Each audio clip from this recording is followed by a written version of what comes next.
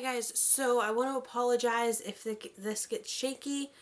I have my tripod sitting up on my bed and I'm sitting in the bedroom. It's just really, really cold outside today. So I have the furnace on and the sunroom doesn't really get heat. So yeah. Today I just wanted to make a video explaining what happened and why we are no longer pregnant.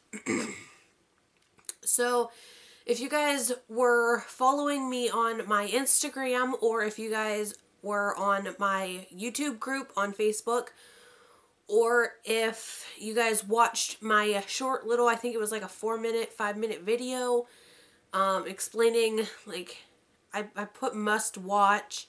I can't remember what it was titled, but I was explaining that Wednesday we had to have a DNC and that we were no longer pregnant. Wednesday I posted, or Monday, I think Monday and Wednesday I posted a bunch of Instagram stories explaining like what was going on and that type of thing. So just gonna go ahead and get into it. Please excuse my voice. I will explain why it is why it is the way it is here when I reach Wednesday timeline. So Sunday night we went to bed thinking everything was fine. You know, I was still pregnant. Obviously I was still pregnant up until Wednesday. The baby was still good and stuff like that. I woke up at 7, I think, and I just had this really bad feeling, and I tried to shake it. I couldn't shake it. I tried to go back to bed. I couldn't. I laid there awake in bed just with this horrible feeling something was wrong. We go to my doctor's appointment. My appointment was at 10:15. We didn't get back there until like 10 after 11. So we sat in the waiting room for about an hour. That's just because they were like backed up and that type of thing. So we went in and the doctor asked if there was anything new, what was going on. Just my routine monthly checkup. And I told her that I was having some cramping, but I wasn't having any bleeding or spotting or anything like that. So I just thought it was normal because everything's growing and stretching. So I thought everything was perfectly fine. I just figured the cramps were normal, being that they were kind of like period cramps, but they weren't too bad. They weren't very intense or anything. So I thought everything was okay. She has the Doppler and everything. She gets me up on the bed and everything like that, and she couldn't find the heartbeat, and she thought that it was just the way the baby was positioned. So she went to go and get her ultrasound machine, and she didn't really say much. Their ultrasound, like their little portable machine, it was like, I don't know, it just kept messing up. So she plugged it into the wall and everything. She put the probe on my belly, and then like I saw the baby there for a minute, and then the screen just went white. Like their machine just like shut down. She rebooted it and tried again, and it did the same thing. So she ended up sending me over to like ultrasound over at the hospital just to get an ultrasound done. And she whenever she was able to get the image, she pushed down with the probe on my belly and said, "Kid, wake up in there." And I just had this really bad feeling. So we go, they send us straight over to the hospital and told us, go straight there, get registered, and they'll get you back as soon as possible. So they got us back, and Tim actually had to wait out in the hall, just because, it would be considered an emergency ultrasound. And during emergency ultrasounds, you're not allowed to see anything that's on the screen. The techs aren't allowed to say anything. Nothing. So, I went into the room, Tim sat out in the hall, and I knew something was wrong. So, the techs, they do the screening and everything like that, and I go out and they sit me out in the hall with Tim, and they called my doctor.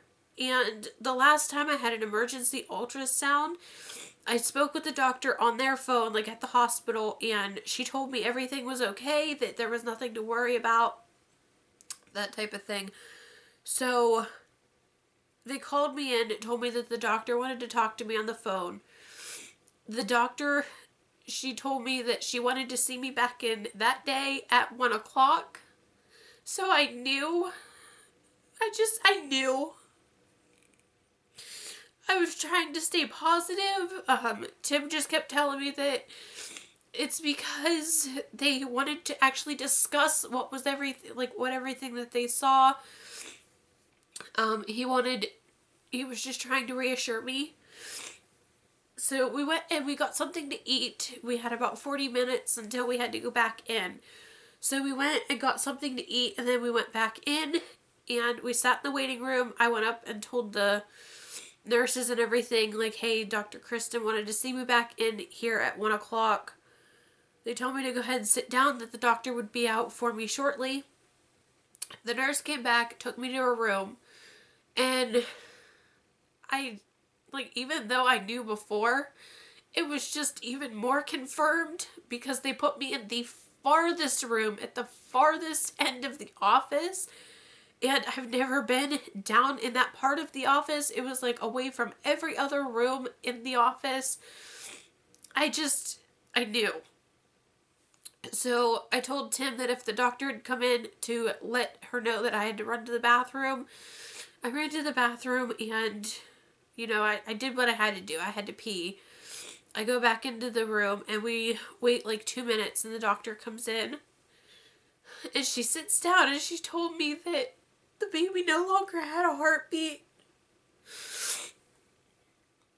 That the ultrasound showed that the baby stopped growing around 15 weeks and 4 days. So it was like a week after my last appointment with her. I saw her, I think I was 14-3. So the baby stopped growing like 8 days after my last appointment with her. And she said that they couldn't see a reason why on the ultrasound and everything like that.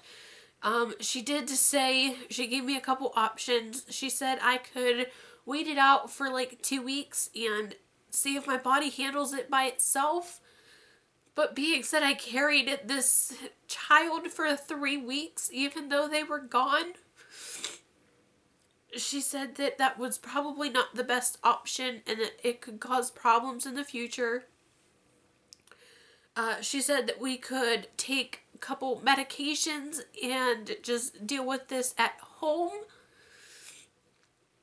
And like the medications would induce labor, I guess you could say, and I would miscarry and everything while I'm here at home.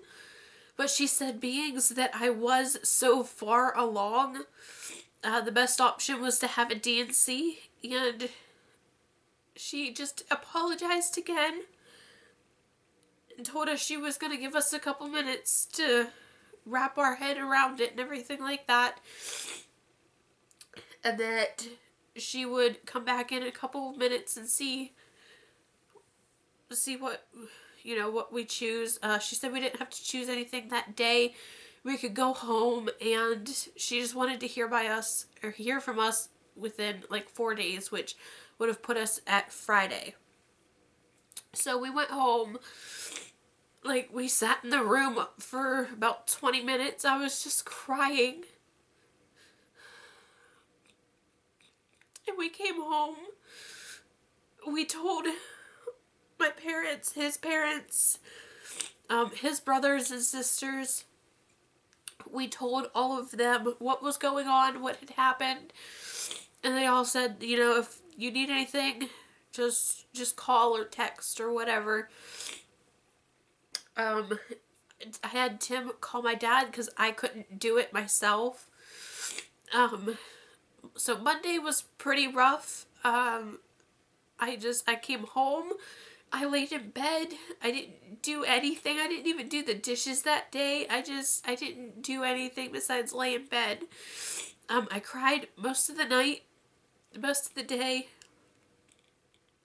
I woke up at about 8 o'clock Tuesday, and I called my doctor as soon as they opened and told her that I wanted to go ahead and schedule the D&C because I just wanted to get it done and over with. Because honestly, I think it hurt me more knowing that I was still carrying my child, even though they were no longer alive.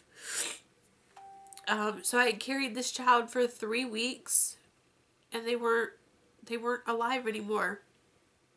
So I told her I wanted to go ahead and get it scheduled and everything like that, and they called me back like an hour later and told me that we went in the next morning. We had to be up there at 7:30 for the surgery, and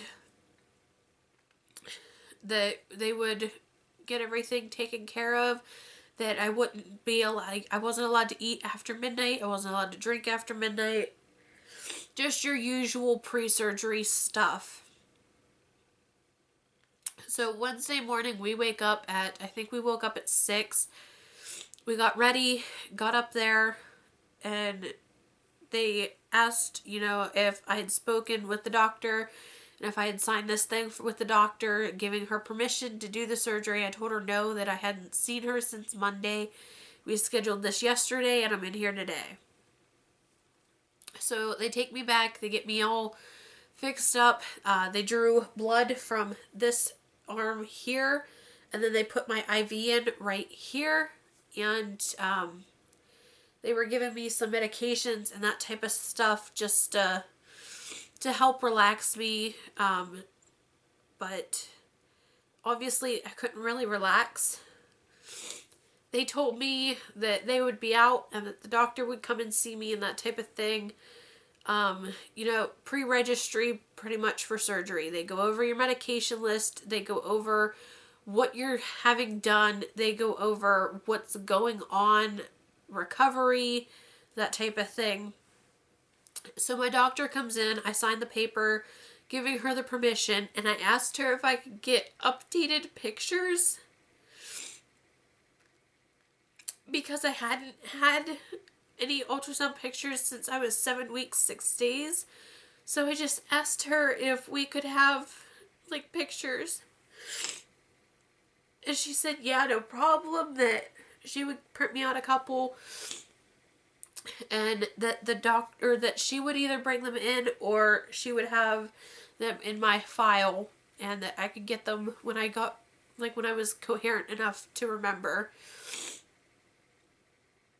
So after the surgery, I guess before surgery, they put the tube down my throat. They do that as precautions with all asthmatics, just in case I would stop breathing for some unknown reason. They like to have the tube in asthmatic's throat just as the precaution, just so that if anything would happen, they could hurry up, hook it up, and then everything would be good. She said that they had they ran into a couple problems getting me to sleep. Because of my asthma, my breathing would go shallow, so they would have to pull off of the anesthesia, stuff like that. So I come out of surgery, I was in recovery, in the recovery room for about 40 minutes, 45 minutes, and then they took me back into the room where, I could have people come and visit and that type of thing. Tim came in, and we sat there. I was actually in the room, where people could come visit for about 2-3 hours by myself. Tim actually had other stuff he had to do with our landlord, so he wasn't able to be there when I got put back into that room. They came in with 3 pictures, and I have them off here to the side. So they brought me in the pictures, told me that I could just, take it easy and wait for them, wait for him to get here. Whenever I had to pee, I had to have someone help me. They gave me a pill to help with bleeding, so I haven't really had any bleeding. Oh, excuse my nose. It's pretty much just like spotting. I do keep a pad on. It's not really a pad, it's a panty liner. Just so that I'm not ruining my underwear or the sheets or anything like that. But I haven't really had all that much bleeding. So after surgery, I felt better knowing that my child wasn't there. I had asked the doctor if they could possibly find out the gender. They tried to find out through ultrasound, and then they said that we could find out after they sent everything off to be tested, and that would probably come out of pocket. It would be between $700 and $1,000. I told them not to worry about it. If they couldn't find it on ultrasound, it wasn't that big of a deal.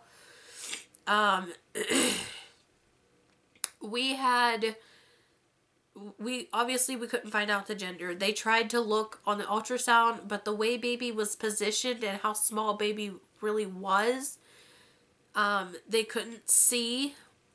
And obviously we're not going to pay that much out of pocket just to find out. I mean, yeah, it would have been nice to know if we have a son or daughter, but I just couldn't see spending that to find out. So they sent everything off to be tested to see if there was any possibilities of like a cord accident. She said whether it didn't grow or it didn't grow correctly, or whether it wasn't in the on the placenta or whatever correctly, or on the baby correctly. If there was, they obviously sent the placenta and the baby off.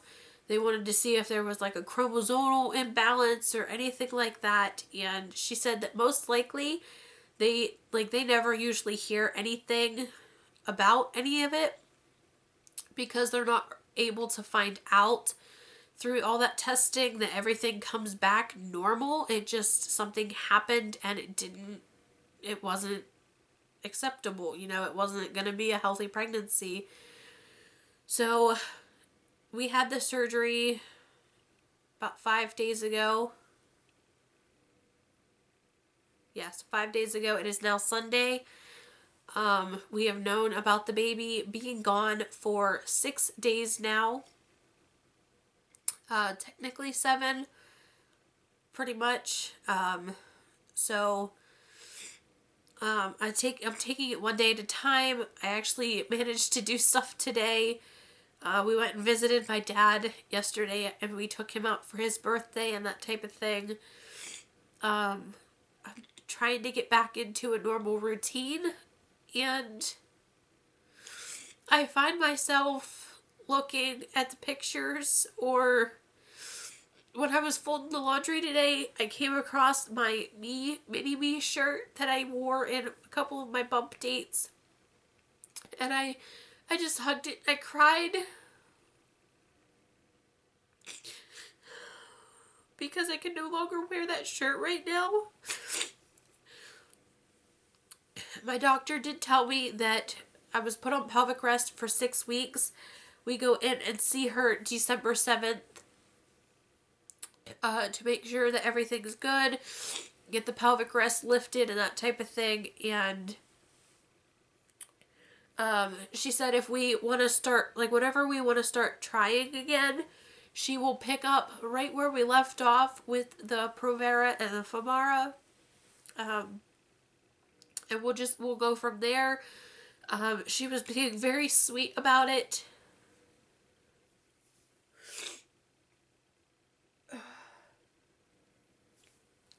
But Tim did get me flowers after my surgery. They're kind of dying at the moment. The roses are dying, but they're still up on the dresser. And I have everything in this lockbox for right now. Not everything's in here.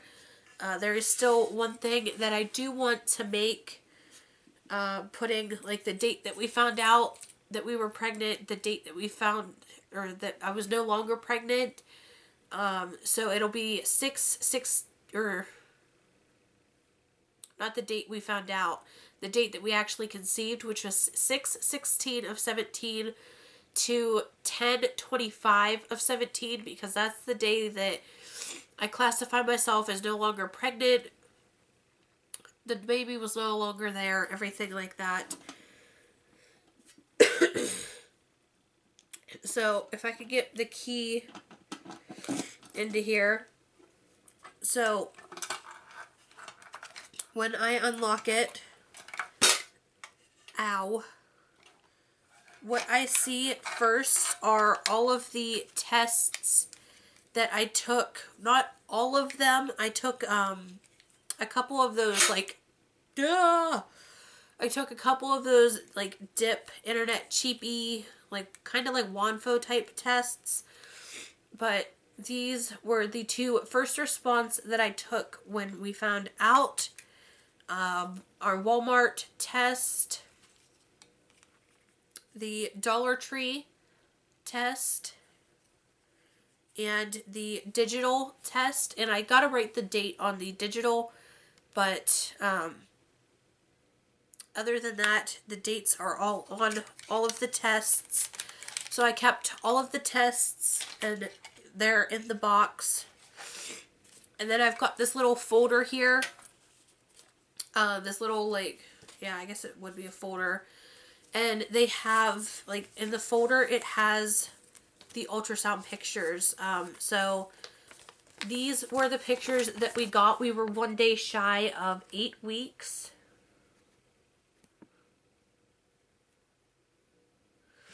So those were the first pictures that we got. Those were the first time that's the first time we ever saw the baby, everything like that. These were the pictures I got the other day. The first picture always makes me cry. So you can see, here's baby's head and the butt right there. That's the little foot.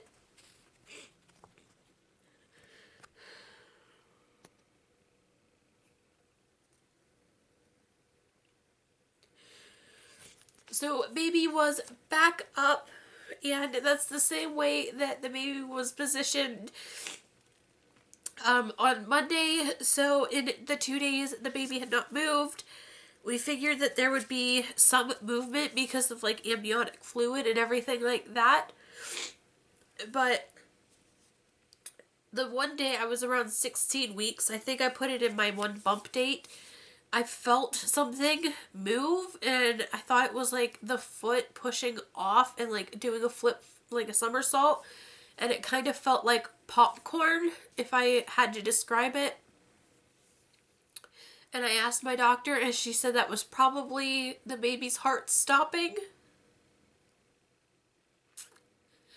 And baby, like, sunk to the bottom, and she said that's probably what it was that I felt. So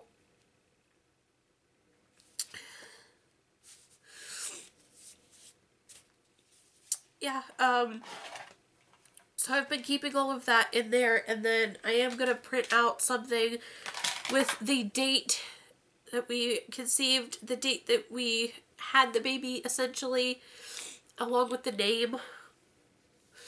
So Tim, he was okay with any name choice that I picked. There for a while, I was kind of in between deciding whether I wanted to find out the gender if we could, or to not. I didn't really want to find out because I didn't want to influence the name choice. So if they told us that this baby was a girl, then I would have wanted to name her our girl name, and if I had chose something different and then we had a girl later on, then I felt like I would hate the name and not want to use it and that type of thing, or, you know, name our baby that and then regret it for the rest of my life.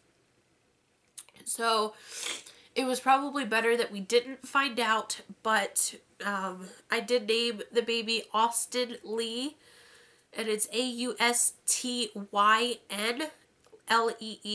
I thought it was neutral. I've known girls named Austyn. I've obviously known boys named Austyn.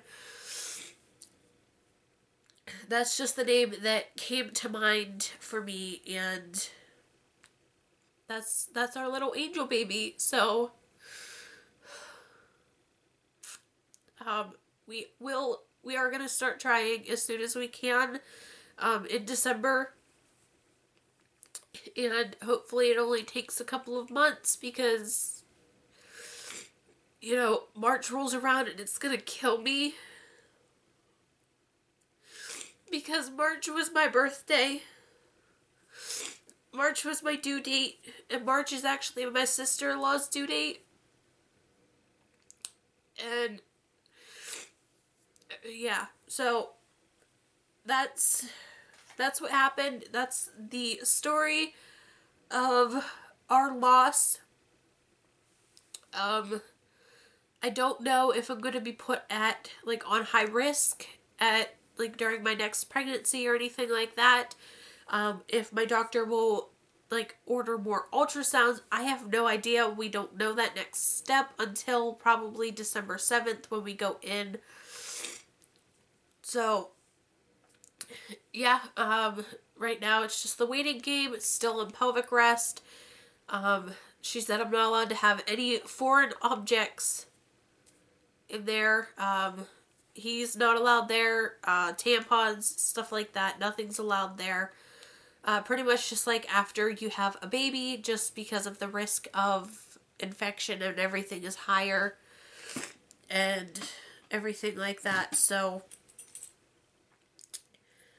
that is our story. If you guys have any questions, feel free to leave them down below. Feel free to message me on Instagram or on Facebook. Everything will be linked down below. Thank you all for your support and your kind words and everything, and I will see you guys all a little bit later. I am going to take a couple of weeks off. I probably won't post another video until mid-November.